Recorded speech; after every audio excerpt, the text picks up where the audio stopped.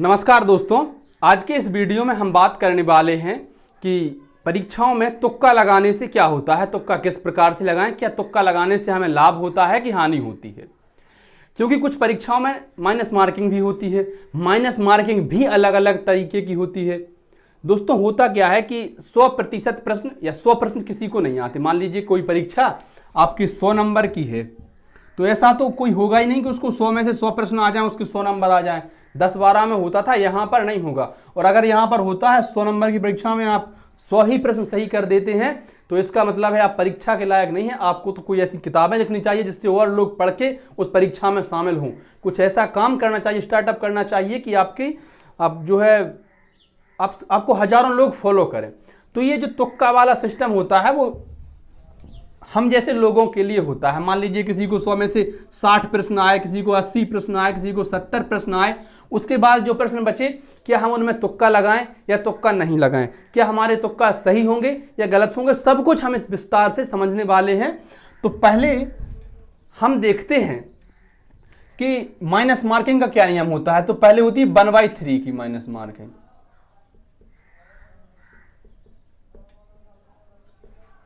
इसके बाद में होती है 1/4 की। अच्छा, 1/3 को ही 0.33 कहते हैं, इसको 0.25। 1/4 की माइनस मार्किंग आपको मिलेगी। फिर आती है जहां पर माइनस मार्किंग नहीं होती है, तो नो माइनस मार्किंग। 3 तरीके की सामान्यतः परीक्षा होती हैं, जैसे कि जिस स्टेज पर हम हैं। अब मैंने तो मेरी कोई व्यक्तिगत रूप से ऐसी परीक्षा से मुठभेड़ नहीं हुई जहां पर 1/3 से ज्यादा की माइनस मार्किंग हो या 1/4 से कम। जो अभी रेलवे ग्रुप डी के पेपर चल रहे हैं, तो यहाँ पर 1/3 की माइनस मार्किंग है। और जैसे यूपी में अभी पेट का पेपर होना है, तो वहां पे 1/4 की माइनस मार्किंग है। ये माइनस मार्किंग रहती है। एक और आपने सुना होगा प्रायिकता। क्या आपने प्रायिकता सुना है? प्रायिकता में क्या होता है कि एक पासे को फेंका जाता है, तो पासे की फलक पर, मतलब जो हमारा नंबर आता है उस पर 5 आने की प्रायिकता बताइए। तो 5 आने की प्रायिकता क्या होगी? 5 तो 5 में एक बार ही होते हैं, और कुल कितने आ सकते हैं? तो 6, तो 1/6 होगी। 2 आने की प्रायिकता भी 1/6 ही होगी। तो 3 आने की प्रायिकता ही 1/6 ही होगी। अरे लेकिन अगर यही कह दिया जाए कि किसी पासे पर, एक मात्र समझाने के लिए बता रहा हूं मैं, किसी पासे पर सम संख्या आने की प्रायिकता बताइए। सम संख्या कितनी होती है? 2, 4, 6। तो 3 सम संख्या होती हैं, तो 3/6 मतलब कि 1/2। तो आधी संभावना है कि पासे पर सम संख्या आएगी, आधी विषम की है। कई बार ताश से लेकर प्रश्न पूछ लिया जाता है कि ताश की गड्डी में लाल राजा होने की प्रायिकता बताइए। मैं कसम से बोल रहा हूं, मैंने कभी अपने हाथ में ताश नहीं पकड़े, ना कभी देखे हैं। एक बार मेरे सामने प्रश्न आ गया राजा, तो मेरी राजा समझ में, ताश में राजा कहाँ होता भाई। फिर बाद में बताया कि वो बादशाह होता है, उसको राजा कहते हैं। मैंने कहा बात तो सही है। तो खैर हम फंस जाते हैं कई बार। लेकिन ऐसा पूछ लिया जाता है कि इसमें से रंगीन आने की प्रायिकता बताइए, फोटो वाले आने की प्रायिकता बताइए, काले आने की प्रायिकता बताइए। एक थैले में 4 गेंदें हैं, चारों अलग अलग रंग की हैं, लाल, नीली, सफेद, काली। उसमें से एक गेंद निकाली जाती है, तो काली आने की प्रायिकता बताइए। भाई आप कहेंगे 1/4 होती है। तो वैसा ही यहां होता है कि अगर आप तुक्के लगाते हैं 100, तो इस बात की संभावना हो जाती है कि आपके 25 लगभग सही हो जाएंगे। लगभग, ज्यादा भी हो सकते हैं, कम भी हो सकते हैं। क्या आप इतनी बात से सहमत हैं? ये कम ज्यादा कैसे हो सकते हैं? जैसे 10 में से तुक्का लगाए जाए, तो 10 में से 2.5% सही तो होगा नहीं। क्या ऐसा संभव है कि 2 प्रश्न पूरे सही हो जाए, एक आधा सही हो? संभव नहीं है ना। तो इसकी जगह 2 भी हो सकते हैं, 3 भी हो सकते हैं, कुछ भी हो सकता है, हाँ या ना। तो प्रायिकता, लेकिन सामान्यता जो चलती है वो 25% के बीच में चलती है, तुक्का अगर 4 में से 1 लगाते हैं। अब हम समझते हैं तुक्के का कॉन्सेप्ट। 0.33 या 1/3 की माइनस मार्किंग चल रही है। यहां पर आपको 60 प्रश्न आ जाते हैं। कितने प्रश्न? 60 प्रश्न आपने कर दिए कंप्लीट। बचे कितने? 40। 40 में लगाए आपने तुक्के। तो प्रायिकता के हिसाब से आपके 10 सही होंगे और 30 गलत होंगे। ये राइट होंगे, ये रॉन्ग होंगे। कितने? 10 सही और 30 गलत प्रायिकता के हिसाब से। टोटल नंबर कितने हो गए आपके? आप कहेंगे भाई 70 नंबर हो गए। 70 नंबर होगा, लेकिन 30 गलत जो किए हैं माइनस मार्किंग के कटेंगे, तो कितने कटेंगे 1/3, 1/3। इस हिसाब से 10 नंबर इसके कट जाएंगे, तो 70 में से जब -10 करेंगे तो आपके पास बचेंगे 60।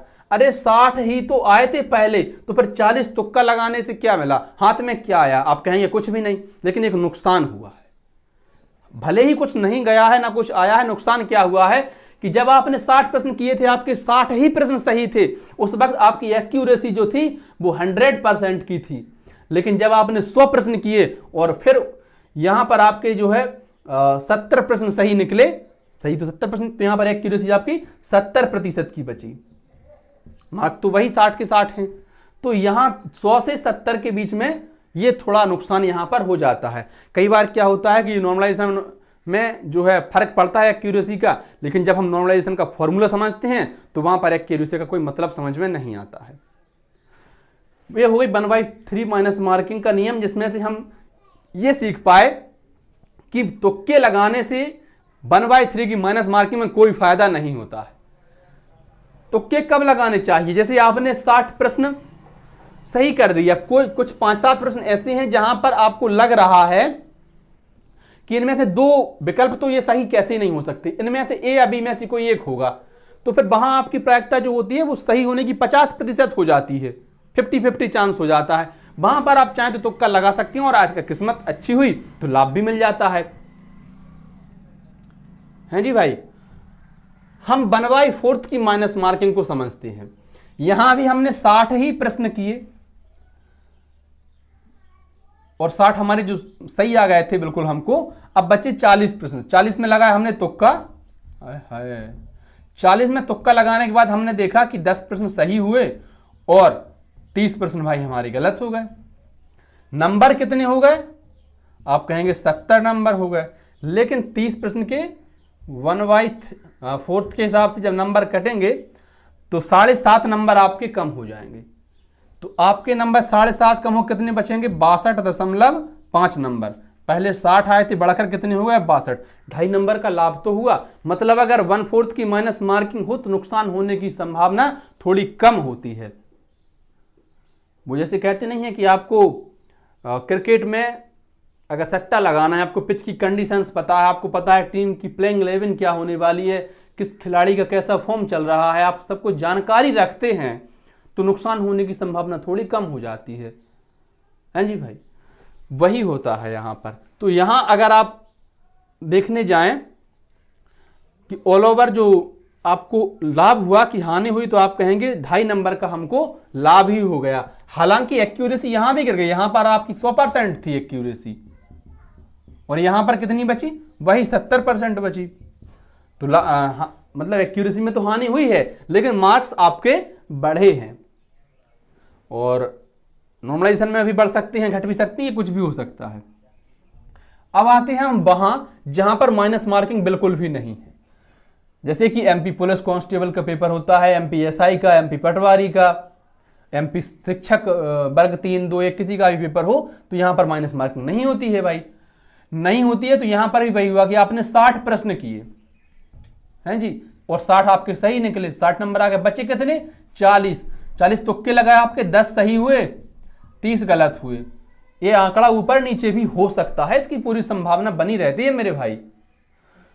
तो जब आप यहां देखने जाएंगे, जब आपके 30 गलत हुए, तो आपके नंबर कितने हो गए? 60 से 10 जोड़ देंगे 70, लेकिन माइनस मार्किंग नहीं है तो आपका कोई नुकसान नहीं होगा, कोई आपका अंक कम नहीं होगा। मतलब कुल मिलाकर यहां आपको तुक्के लगाने में भी फायदा है। यह होती है बेसिक स्ट्रेटजी माइनस मार्किंग की, तुक्का लगाने के साथ कि हम तुक्का लगाएं तो क्या होगा।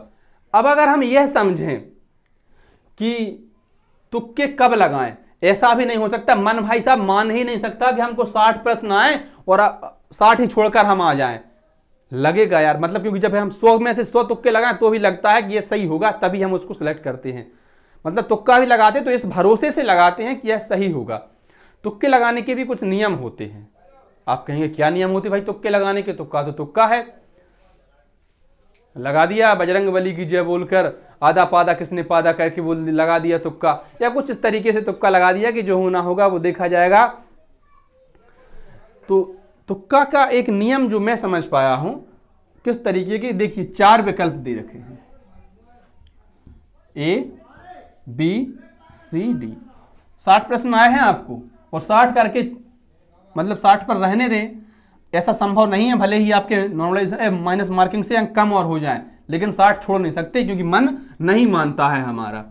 तो जब हम तुक्का लगाए जाते हैं, हम इस प्रश्न में देखेंगे कि इस प्रश्न में जो पूछा गया उसका ए विकल्प तो हो ही नहीं सकता। विकल्पों को एलिमिनेट करना सीखिए, विकल्पों को बाहर करना सीखिए, यह बहुत उपयोगी होता है। आपने समझ लिया कि इसका ये विकल्प नहीं हो सकता है, क्योंकि जब आप पढ़ते हैं, आपने तैयारी कर रखी है, अब तैयारी ही नहीं की है तो बात ही अलग है, हैं जी। लेकिन अगर आपने तैयारी कर रखी है तो आपको इतना पता होगा कि हाँ हो सकता है, मतलब जैसे 40 आपने को तुक्के लगाने हैं तो 40 में 40 नहीं होंगे ऐसे, लेकिन 10-5 प्रश्न ऐसे जरूर होंगे जिनमें से आप कुछ विकल्पों को एलिमिनेट कर सकते हैं, कुछ विकल्पों को बाहर कर सकते हैं। मान लीजिए इनमें से आपने एक विकल्प को ही बाहर कर दिया, तो अब जो 3 विकल्प बचे, मतलब आपकी जो सही होने की संभावना है वो 25% से बढ़कर 33.33% हो गई। बोलो हाँ।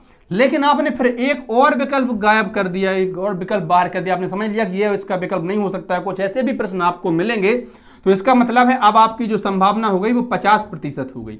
ऐसे में आप लगा सकते हैं तुक्के, चाहे माइनस मार्किंग 1/3 की हो, चाहे 1/4 की हो, चाहे हो ही ना। ये नियम तो आपको हर जगह फॉलो करना है। जो प्रश्न आपको नहीं आए उसके आंसर भी पढ़ने, ऐसा नहीं कि आपने देखा और उसके मतलब विकल्पों को देखा ही नहीं, आपने सिर्फ प्रश्न पढ़ा और उसको बाहर कर दिया, उस प्रश्न को छोड़ दिया। उसके विकल्पों को भी समझिए, समझने की कोशिश करिए। जब आप इस स्तर पर होते हैं तो आप हर विकल्प में पाएंगे कि एक आध विकल्प तो ऐसा जरूर होता है जो काफिले से पूरी तरह से बाहर होता है, सिरे से खारिज होता है। तो ऐसे विकल्पों को छांटिए, उसके बाद तुक्का लगाइए और आप पाएंगे कि आपने बहुत ही बेहतर सुधार किया है। प्यारे साथियों, वीडियो आपको अच्छा लगा हो, वीडियो में जो दी गई जानकारी है आप उससे संतुष्ट हैं, तो निवेदन करता हूं कि वीडियो को लाइक शेयर जरूर करें और अपने चैनल को सब्सक्राइब भी करें। धन्यवाद। जय हिंद।